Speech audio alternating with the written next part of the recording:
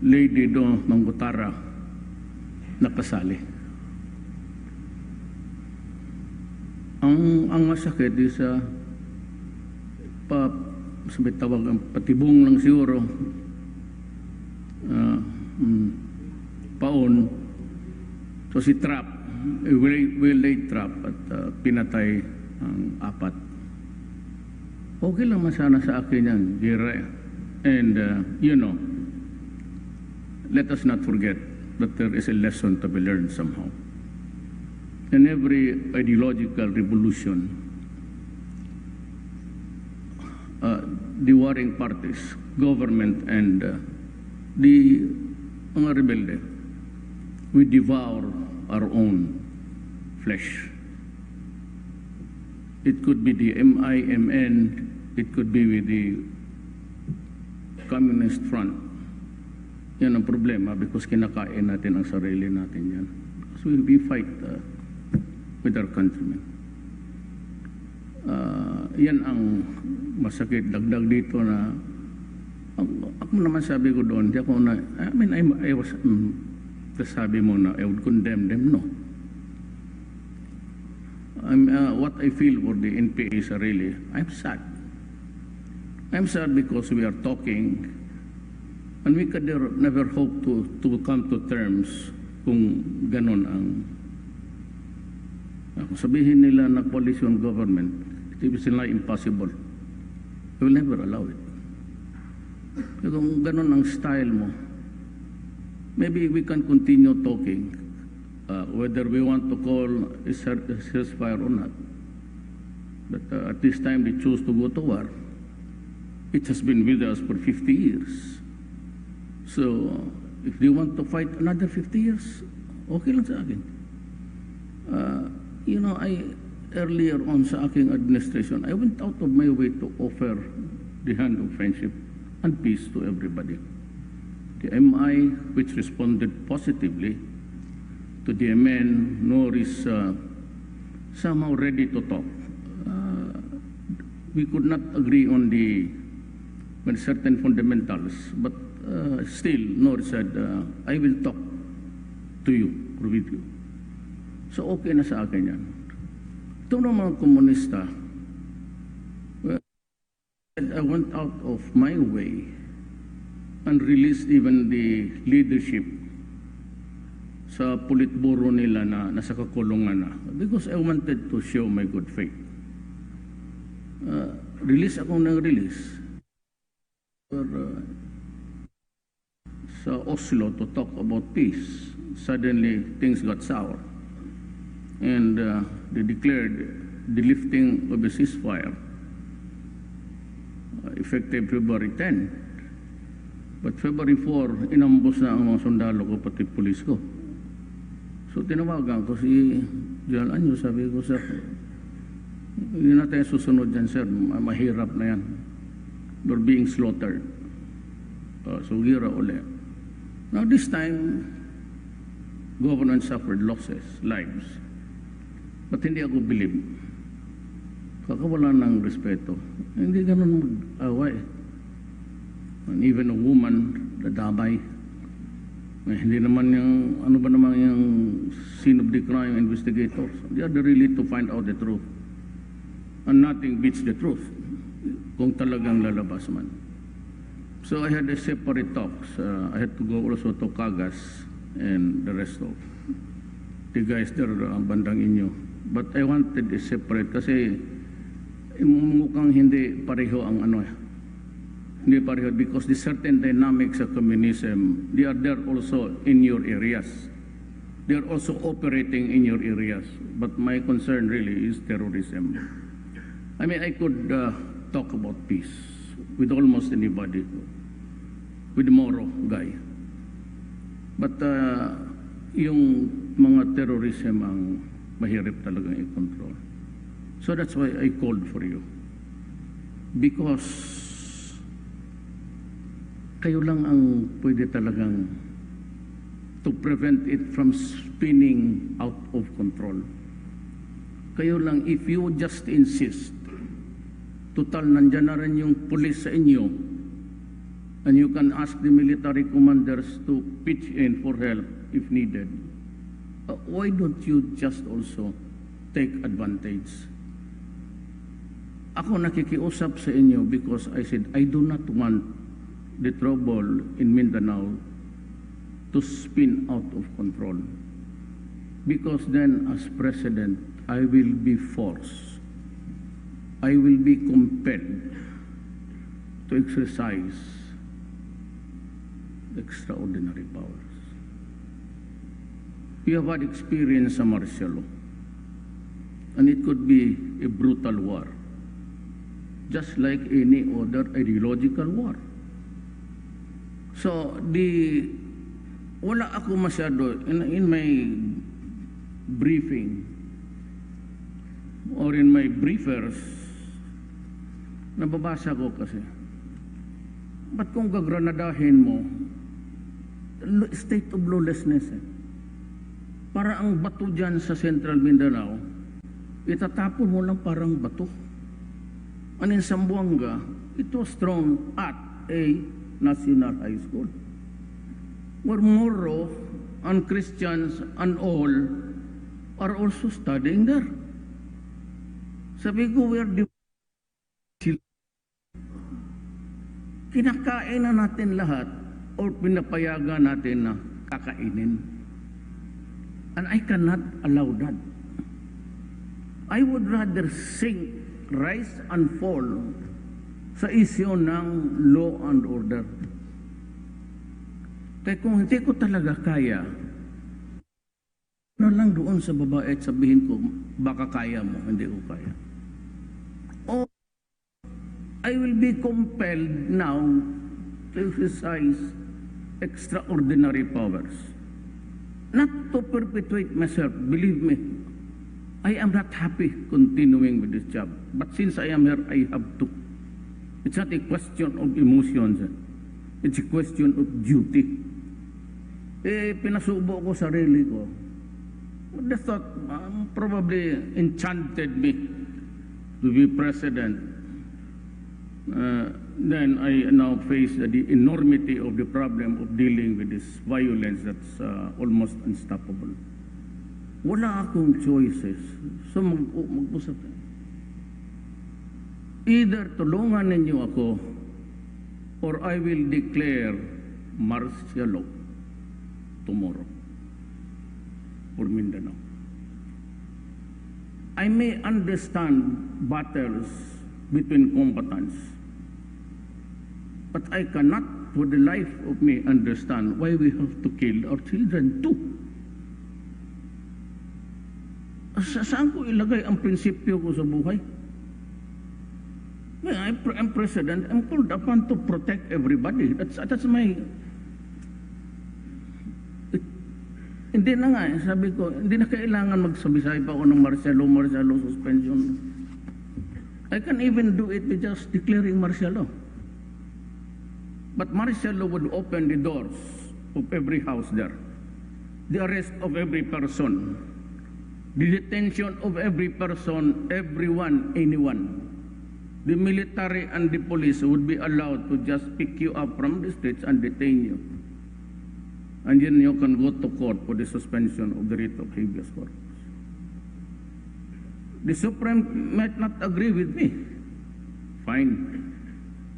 But you must remember that Congress is a political body at kayong mga congressman nandoon would be forced to face the issues squarely. Because we would have to debate. I'm not saying that I will disobey the Supreme Court, but I have a limited period to do it, then go to the Supreme Court to explain how it has affected the lives of the people in Mindanao. And the rest of the Philippines is droga and gambling. Sa gambling, basta mag-digo legit, total kayo mga mayaman. O di sige. Pero mag-go legit, then magsugal tayo. But give me the money because I have to help. Buti kayo dyan, milyon kayo eh. Dito, you know, lasto. Yan ang problema ko ngayon. Tulungan ninyo ako. Kasi pag hindi, alam naman ninyo, martial law, then I have to authorize the military and detain you for and it would not be good for our people. And they would go into a trauma. Because how long would it take? I don't know. It could be 20 days. It could last for 1 year. Who says that I have to explain to the Congress and I have to explain to the Supreme Court. And the Supreme Court, at the behest of any citizen, can inquire into the factual basis of martial law. Pumakita ng mga judges yung briefer for the days, there's so many violence in Mindanao. They will be swayed. Or may option ako, I can go to Congress, I can report there after 60 days. And na pag ayaw ng Supreme Court, pumayad ang Congress, o ayaw ng Congress, pumayad ang Supreme Court, I have two choices. Yan lang ang mabuti rin. But if the two will agree na hindi, then I will ask them, okay, you run the whole show if you can and solve the problem. Mahirap naman sabihin mo, kung pagka-presidente gawin ninyo kung inutil, o di kayo na lang. But somebody has to act on the problem with dedication and seriousness. We have to protect our nation. It is high time that you decide whether we exist with one nation or there will be a breakage in our society and our lives. But government, ako, is mandated to preserve the Filipino people and the Philippine territory. So, gera talaga yan. Pag umabot ng ganon, then I'll be forced to use this and air forces. And I have plenty because nagdatingan na in order ng gobyerno. Kaya ang trabaho ng mga sundalo, talagang gulo naman. I do not say that they did enjoy it, but give them to flex their muscles and do the job for the nation. Kasi kayong mga mayors, ako, pati sila, pareho lang oath of office natin. Now remember, I am not declaring anything except to ask you, may police kayo, use it to the hilt. Huwag ninyong protektahan ang badurugista. Walang mangyari sa inyo niya. Mag-away lang tayo, I will deprive you of the police. Kukunin ko yung supervision at authority ninyo over the police and I will just ask the military to go in and impose order. With orders to shoot anybody who defies the law with violence. That, hanggang dyan, barilin mo. Patayin mo kung sino yung lumaban using violence against government. That would include you. Ibig sabihin, kasali tayo dito lahat. But ang problema kasi, ang martial law, the military and the police would be higher than you already in terms of authority at lahat. Ayaw kong gawin yan. Ayaw kong gawin. Kahit tulungan ninyo ako. Gamitin ninyo ang pulis.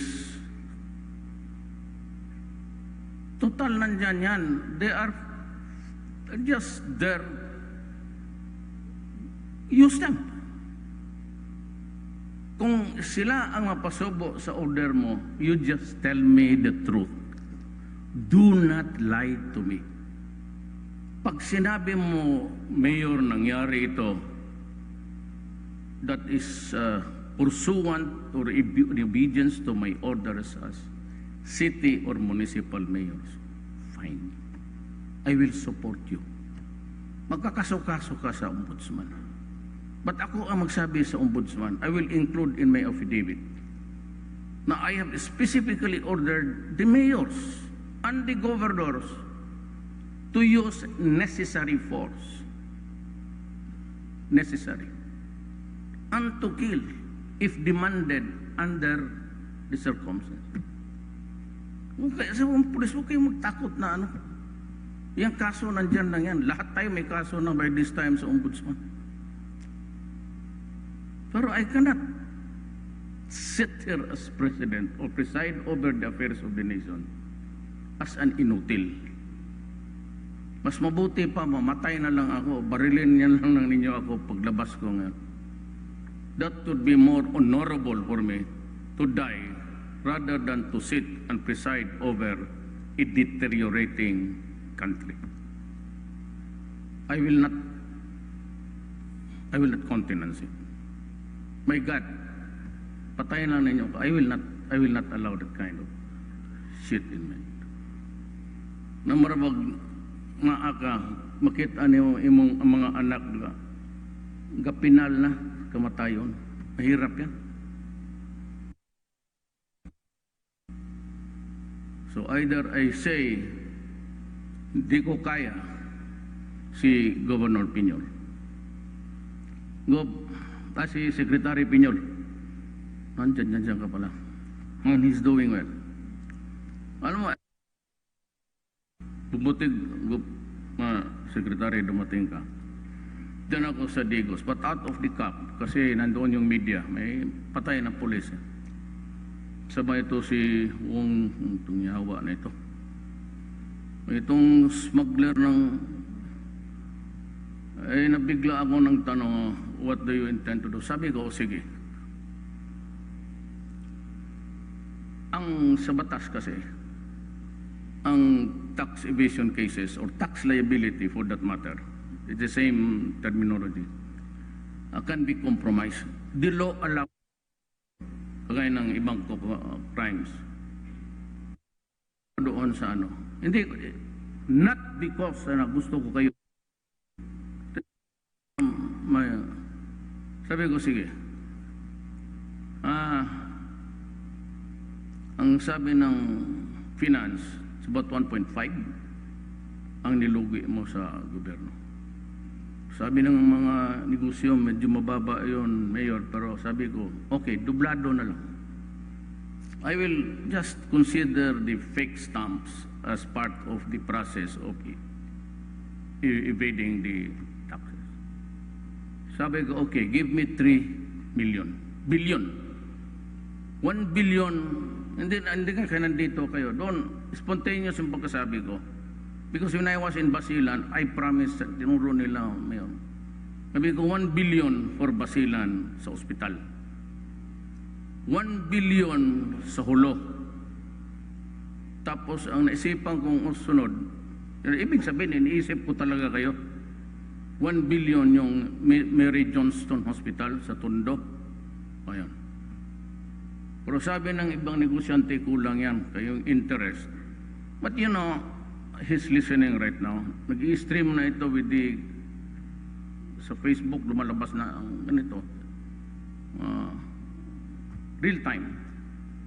Sabi ng mga negosyante dyan, kulang yun. Kasi ang interest. Sabi ko, 5 billion siguro, but depende na lang kay Paildon, Dulay, pati Dominguez. Pagka pumayag sila, payag na rin. Used to me.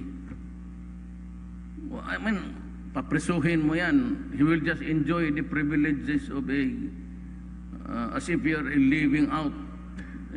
Mapakahanap talaga ang pera ng paraan for you.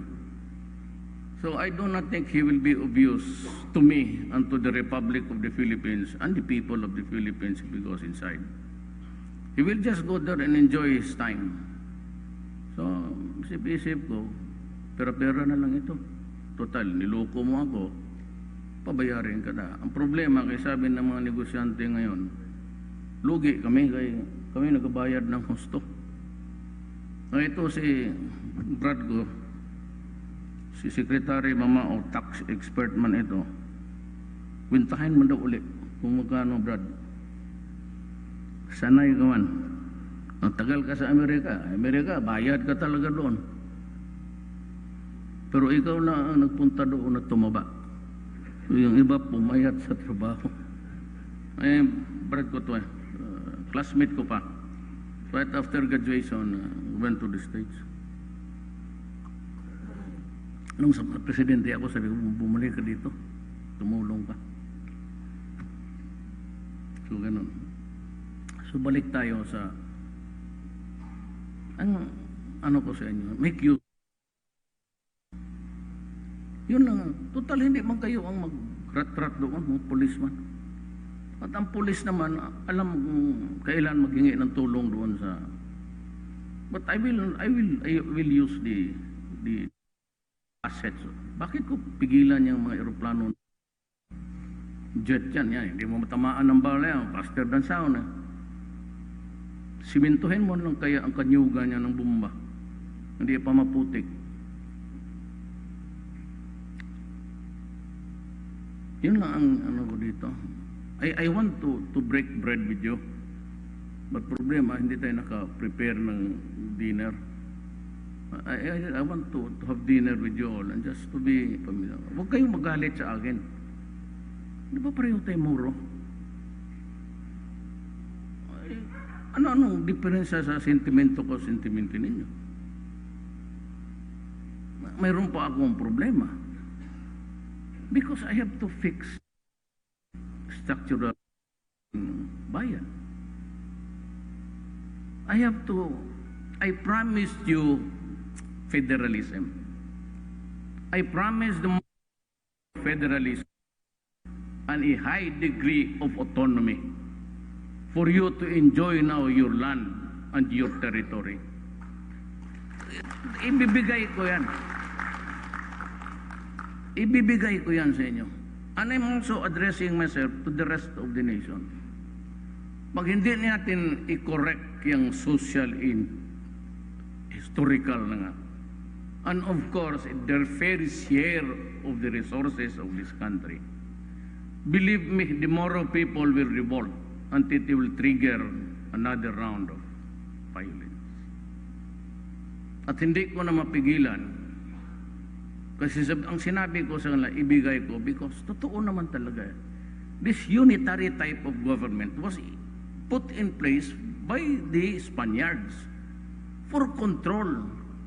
Kaya mo pati kami, baski sino, mag-alis ka sa Pilipinas, magpermiso ka pa. You have to ask permission. That is really imperialism. From the king's favor, meron ka nito, meron ka tayo. Ilan lang man mga congressman na kilala sa for historical basis. Yung paborito lang Manila, yung maka-deliver ng buto, yung opposition, you cannot be with a man or a politician with principles. Kasi pag ginamit mo yun, may prinsipyo ka na tao, hindi mo maibigay ang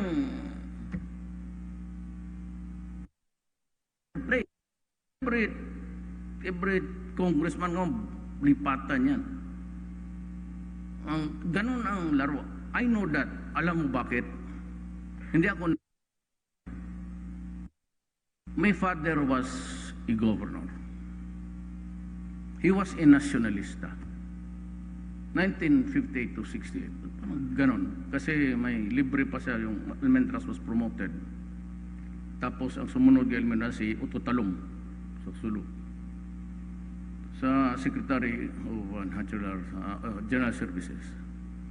So nationalista siya, he stood by his party principles. Nung nanalo nung nagka-eleksyon, pumasok si Marcos, nationalista. Ang liberal noon, si Macapagal. Lahat ng governor sa Mindanao, nag-liberal, except Ibarle, was the governor of Zamboanga del Norte, pati tatay ko. But yung sa panahon na stood by his, paalis na lang siya sa Thailand. And my father was so happy because it was the first time that he would go out of the country as sa yung Rice Institute. Agriculture. Kasi agricultural country ang Mindanao. Papasok na lang siya sa airport. sinabihan siya na hindi siya because Malacanang never gave him the permission to. Yung ibang gobyerno, kalusot siya ang hindi. Kaya alam ko, because I could see the disappointment of my father when he came home. Hindi man nila ako pinaalis. And he had almost parang self-pity. Kaya hindi ko makalimutan itong politika kami. So I can understand really. And I can understand the swing of politics. Student of politics. Because tatay ko, since maliit pa po, lumaki na ako ng politika. And then I became eventually the mayor for 23 years, then my daughter. But you can see that it's a family, minsan affair na lang ang Davao. Pero alam natin na kung saan natin ipwesto ang sarili natin. Na dito ngayon, pati bata, pati yung, basta maghagis na lang ng bomba, ano pa naman. O would you rather na sabihin ko talaga magmarsero, pag may makita ka, may granada, ipuputo ka, patayin mo na lang. Arestuhin mo yan si ano. Yun, suspect lang. Wala kang ring magawa. Kasi if you go by the rules ng regular government, walang mangyari. Right to bail, tapos habeas corpus. Kaya that's the purpose of Marcelo. You also spread terror against the enemies. That's what it is, actually. It's almost terrorism by the establishment. Pero damputin ka lang dyan, prisuhin ka, pasukin yung bayo, walang search warrant. Pag may baril doon, di tapusin ka rin. Ikaw, rebelde ka. Ganun ang mangyari. And I said it would be bloody and it would not be good for the country. And in the long run, if you allow extremism to go, pati yung gobyerno na maipit na we have to react, then it spins out of control. In the end, so what would be the future of this country? I really do not know. If we allow violence to have their day, I really do not know. Hanggang kailan kung sino ang bibigay dito. Ang tao maybe would demand for my resignation. We have not done anything.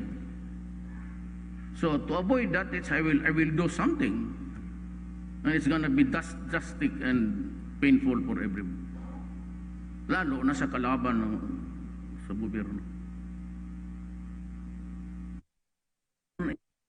I plead to you. Nakikiusap ako.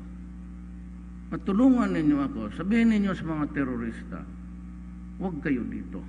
Find a place where you are comfortable because you are making me uncomfortable.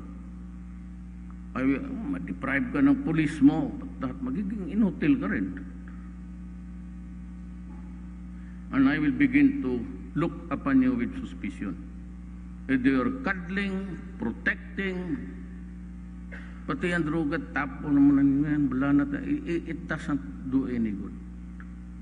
Tinatanong ko nga dito, wala akong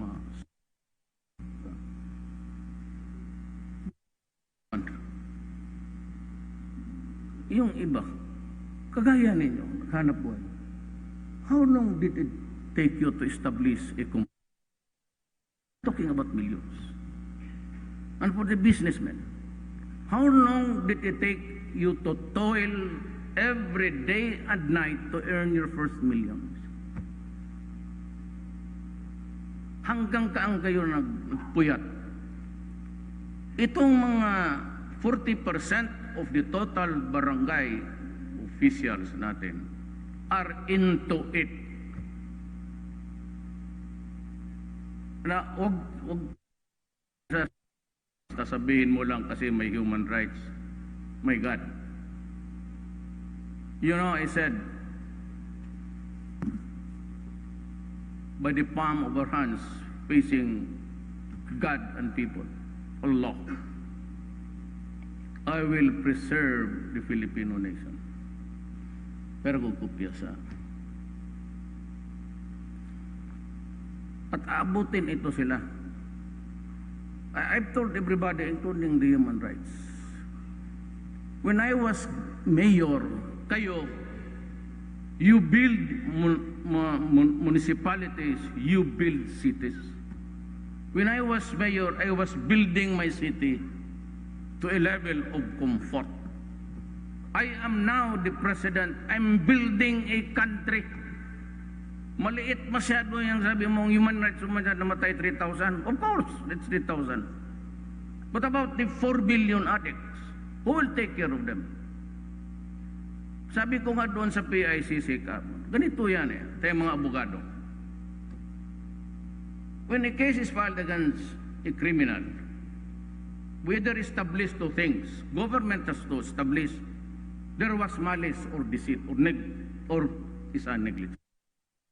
Sinadya, criminal intent, ito negligent. Yung magdra-drive ka, it is not pure accident. It's pure accident is accidental. Pero yung accidental na yung mag-drive ka na lasing ka o gusto ka ng tao, nakadroga ka, you are there to kill eventually, invariably. Kaya, listening, as crime of negligence, infidelity in the custody of prisoners, tatutulog-tulog ang gwardiya mo dyan, walang disiplina, nagiinom pa, makasibat, that's negligence. Dito naman, itong mga murder terorista, putol ng ulo, tingnan mo ha, kung hindi kayo makatulong sa akin. There are estimated 3 million kay Santiago noon. General Santiago sa PDEA. Ito naman kay Sid ngayon, General na Peña. Just breached the 1 million mark. Yun ang sabi niya. Yun. So 4 million. Hindi natin alam kung ilan dito ang may tama na. Yung may liki na because shabu, constant use, would shrink the brain. And therefore kaya nag-upisa itong maraming kriminal. Rape dito, pati yung mga nanay na at demonyo, utos ng anghel nila. Sira ulo It is fundamental in criminal law. No, kung may criminal ka, he must be aware of what he is doing. He must have a discernment of what is right and what is wrong. Ngayon kung itong mga insanity na buang talaga by genetics, may kalahi nila ang muna ilang kaliwat sa Bisaya, ito yan. Ngayon, pag may minasakir yan, hayaan mo yung 4 million. Huwag na natin ilagay lahat may liki. Sabihin na lang natin, let us arrive at a conservative. Kasi sabihin mo, mga 800,000 spread all throughout the country. Criminals. Kasi may unggoy na sila, monkey on his back, may gumagano na sa kanya yung druga. So, he commits a crime. Pagdating ng korte, ako yung defense. Your Honor, we would like to know if my client here now, may hospital doctor naman dito, is conscious of his action. Does he know what is right and what is wrong? Sabi nga kagad ng doktor government hospital, ito ba na-interview? Yes. Anong sinasagot sa iyo? Nothing doing. Milipad ganun.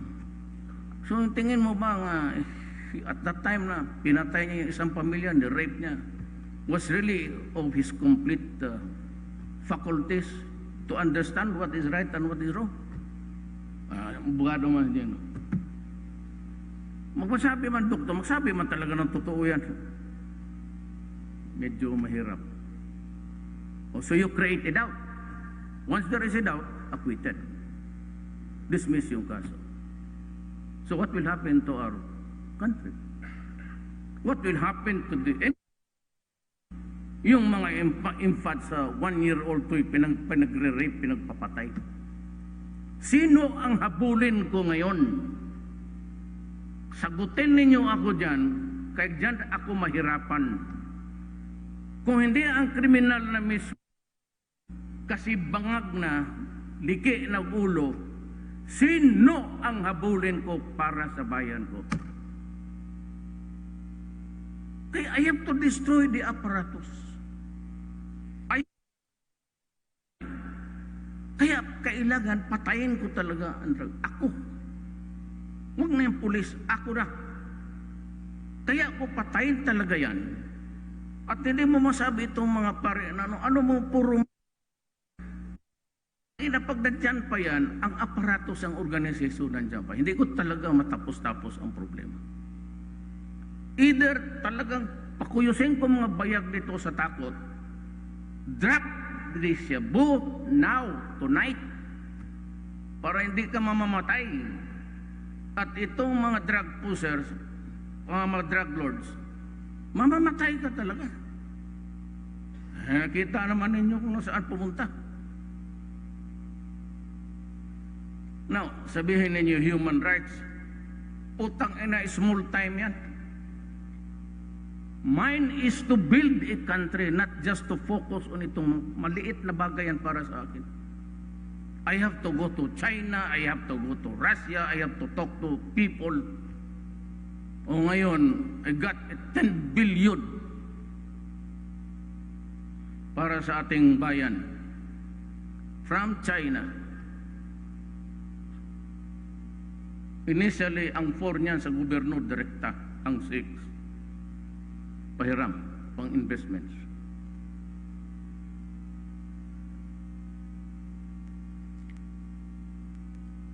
Maski sabihin nila total, pahiram sa Manila, so, pareho mo rin lahat, pagpahiram ng pera, pero magpili ka sa kanila.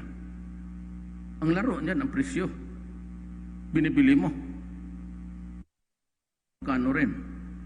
But sila, yung usually ang grant, maliit lang kita nila.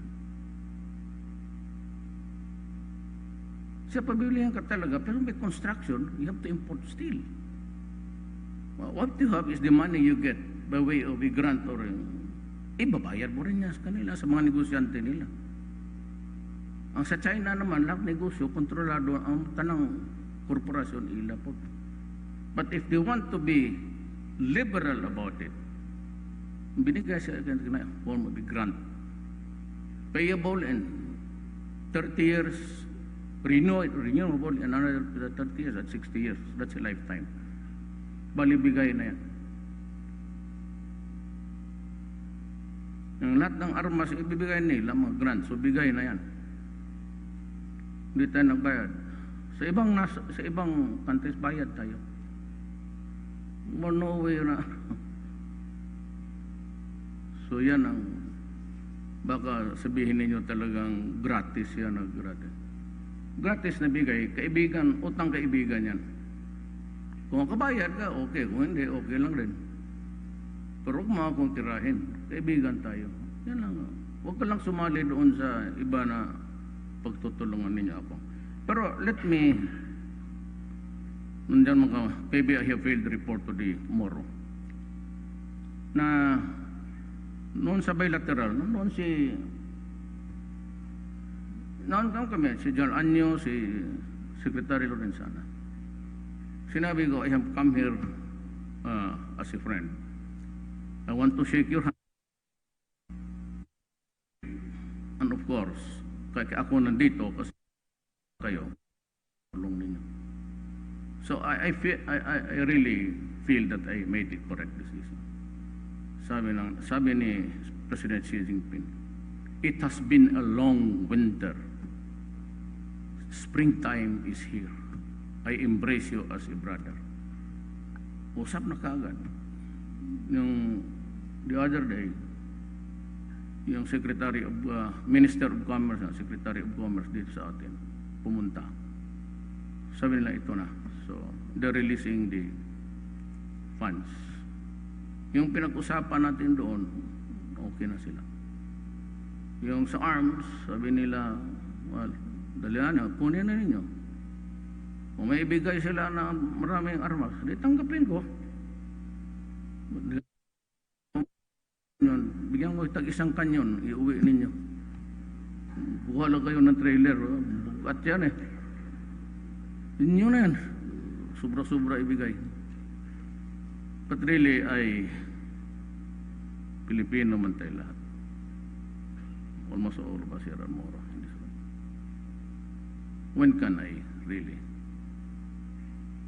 When can I really be sure na tutulong kayo sa gobyerno? O if not, do not cuddle the enemy. Huwag ninyong ilagay ninyo sa, kasi mapapasubo ako sa lubungin kita. Ayaw ko yan. Kasi mahirap yan. Ilagay mo na ang siyudad mo, probinsya mo sa very shaky. Ngayon kung mapipilitan ako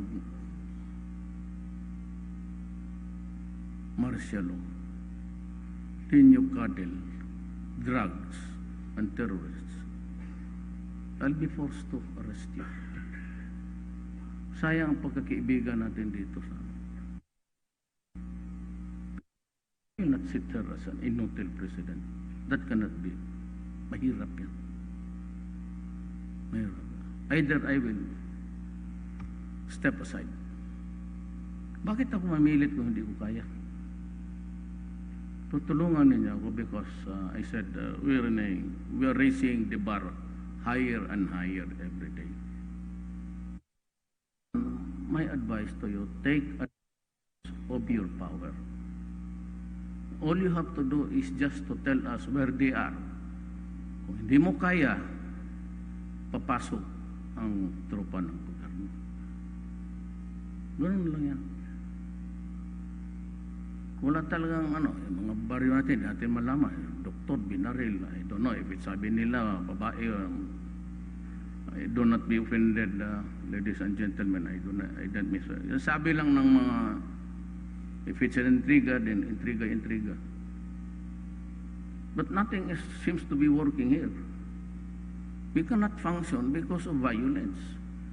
Magdaan lang dyan, last week, o 2 weeks ago, isang, di ba, kutsi, isang pamilya na Maranao, pagdaan na, traveling around the highway, ano ba na? Binuang nangyayam, tinuod lang. Binuang na. Eskwelahan, tapunan mo. Sabihin mo sa mga putang ina yan, magkagulo talaga tayo dito. Sino may gusto ng ganun? Na yung kahaka na sa Maynila na mag-declare ng mahayaan mo yan, iba yan sila. Just inggit lang yan. Ito yung mga kaso-kaso. Ako, talagang ready ako papasok sa prison. Because I really ordered the military to destroy them sa drug war. I cannot destroy if there is no destroying, if there is no killing. Ba't hindi ko ipapasubo yung sundalo pati pulis sa utos ko? Ako mismo, I can rot in prison, in jail for the rest of my life for the right accusations. Ay sinabi ko yun, go out, hunt for them. And if they offer a serious resistance, placing your life in jeopardy, of course, kill him first. Sagot. Kung sa order ko na nagkamali o may sumobra, in excess of authority or something went awfully wrong, okay, akin yun. Puro magpatay ng pamilya dyan. Alam mo sa totoo ng sinong kalabang ko dito? Kayo sa Mindanao, alam niyo yan. Nograles. Gusto ko magpatay ng Nograles. Ngayon, bakit ko hindi magpatay? Hindi ko mapatay kasi yung asawa niya, pinsan ko. Maawa naman ako sa pinsan ko maging biyuda. Buang na. Paano ka makapunta doon sa Kabaong? Kung ikaw ang alam mo taga Davao yan.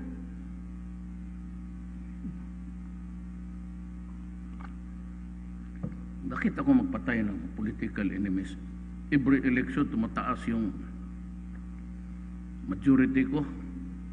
Yung last election, si Inday pati si Nograles, naalasan pa ako na Inday. Almost 300,000 ang lamang.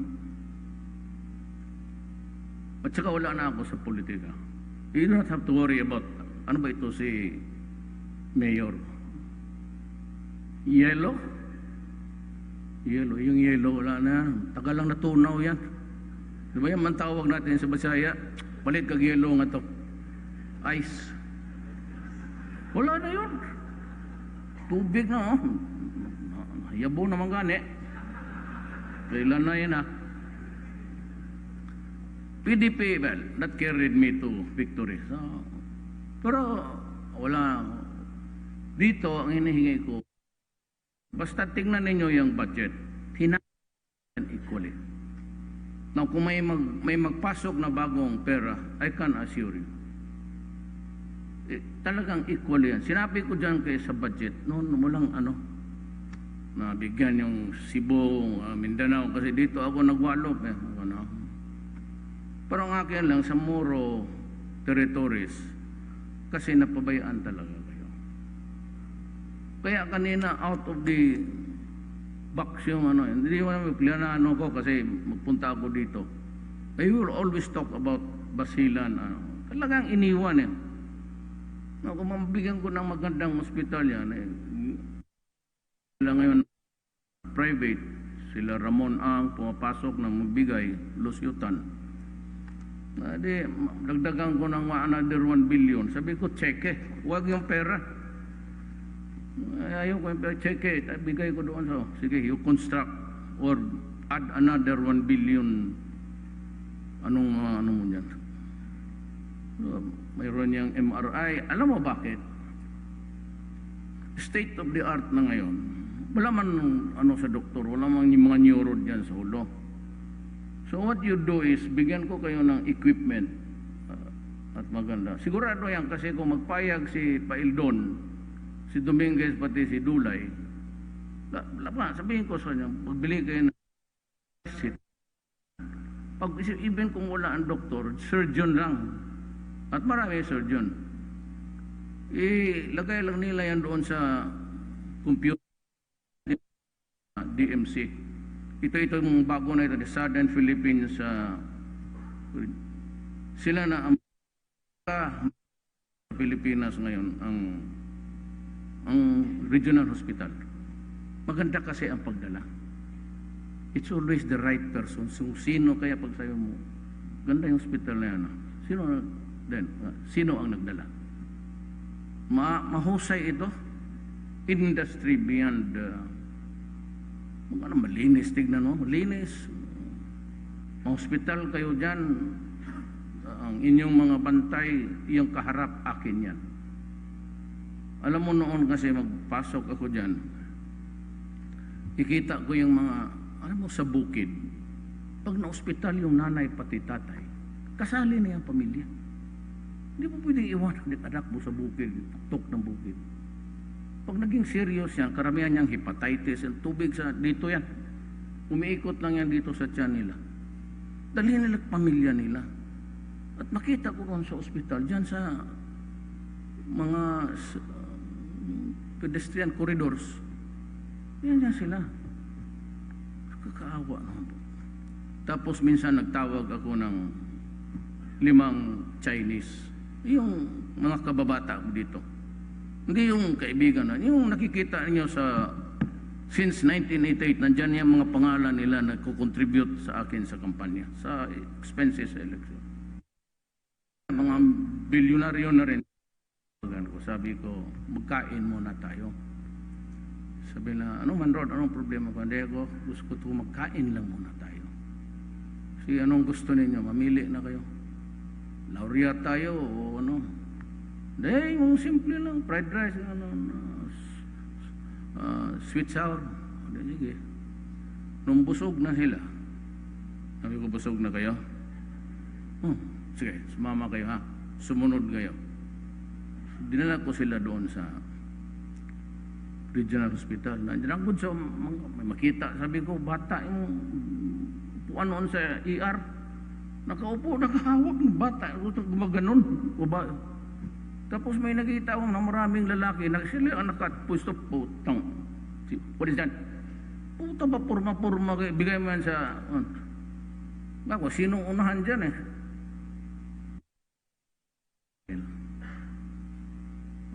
Naintindihan ang kaagad nila. Sige. Sabi ko dyan sa harap, bakante man yan. Gawaan ninyo lang. So, gawa ko, separate sa babae at laki, pati yung kusina ng muro, iba doon sa Kristiyano. Tingnan mo. Tapos may nag-donate sa akin na nagbigay. Hindi ko na na-report sa ombudsman niyo, kaya hindi ko man tinanggap.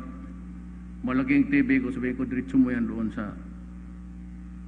Tanaw ka na kaliit ng kwarto, kung malibat ka, puta ka dako mo. Ang screen, ang mata mo, dora ka buok. Bigay mo yan doon sa ano. So, 5 CR sa babae, 5 sabi ko din. Sabi ko na, gawin mo. Ayun. Complementary, akin, pero long before na naging maganda yan. At saka kayo, magandang ospital, you might want to, nandyan ang lahat ng mga pinagpadala ng gobyerno ng espesyalista nandyan. So wag na kayong gumastos masyado sa Manila. Dito na lang, discount pa kayo. Tawagan ko lang, Dok, bigyan mo ng discount. Pero yung medisina, taasan mo lang pagbayad. May sildo may tao. Ang problema sa mga ano natin medicines. At kung meron kayong problema, Tigwalo, December lang. Kung maubos na yun, i-replenish yun. And 1 billion para sa katok ang mga putang ina. Yung community-based rehab, hindi ko mapapatay lahat. Sabi mo, bato, kapoy na masyado. Hindi mo patay ka, 4 million? Sabi ko, gamutin na lang natin yan. Gusto ko yung medisina pang tiwas. Tumba. Kasi makamura tayo sa libing. Mga ulol you know, you must be crazy. If you are a human being, kaya tayo nakikinig lahat Pilipino, putang ina, pumasok ka dyan, ang IQ mo 14. Sure ako dyan. Sure ka, sir? Sure, ma'am. Putang ina, alam mo, kanya magsasayad ka. Kaya ako galit. Kasi yan, wala ng discernment whether what is right and what is wrong. So it will wreak havoc sa ating penology. And of course, yung iniwan in its wake, ang daanan niya, is this so many millions of Filipinos.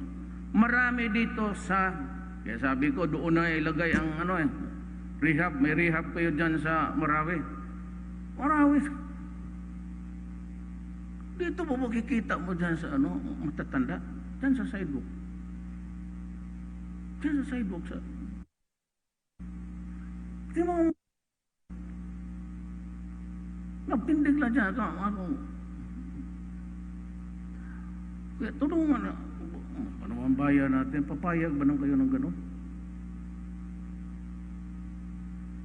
Hindi, wala akong mga saba, ha? I apologize if too strong sa ano. I will not insult you with that. I'm just passionate about my advocacy kasi presidente ako. Tulungan naman ninyo ako. Ngayon, ang tulong, hindi mo presidente, pikatan ko kayo. Ang ina mo, dagan ko pa ito yung problema mo, mag-distribute ako, sako por sako, sige. Pabagsakin mo yung, wala yung ginawa yung panahon ko. So, hindi ako na sabihin mo na mga saba. I will not do that. I'm just reminding you what is really sacred to us. What is our obligation to follow. Alam mo, hindi naman siya malipay doon tingin sa ginagawa na ang nangyayari ngayon sa ating bayan. O dahil itong droga, we have to, because Mindanao has the highest. 60% of the illegally possessed firearms nasa Central Mindanao. Ako pa ninyo hinahinayaan na ninyo kolekta. Because your children would never have a peace in their life. Maniwala kayo. If you do not correct it now, yung mga apo natin, Kasi yung apo ko, Moro rin ang girlfriend. So, just remember that. My grandchildren, isang branch ng pamilya ko, Moro lahat. Ang mga boyfriends, girlfriends, mga Moro. So kindly look into that itself. Maraming salamat po.